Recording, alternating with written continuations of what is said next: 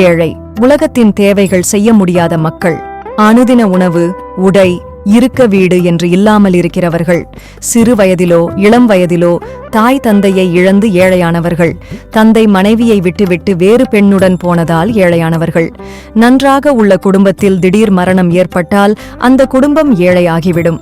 இப்படிப்பட்ட மனிதர்களுக்கு உணவு, உடை கொடுத்து இயேசுவின் இரட்சிப்பை பகிர்ந்து கொண்டு வாழ்வதே தேவன் விரும்பும் நல்ல செயல். பணத்திலும் தேவனுக்குரிய வாழ்விலும் ஏழையான மக்களை கரம் கொடுத்து தூக்கி இயேசு அவர்களை கடவுளுடைய வழிகளில் நடத்தினார்.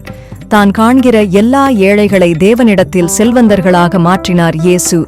லூக்கா 12:21 தேவனிடத்தில் ஐசுவரியவானாயிராமல் தனக்காகவே பொக்கிஷங்களைச் சேர்த்து வைக்கிறவன் இப்படியே இருக்கிறான் என்றார்.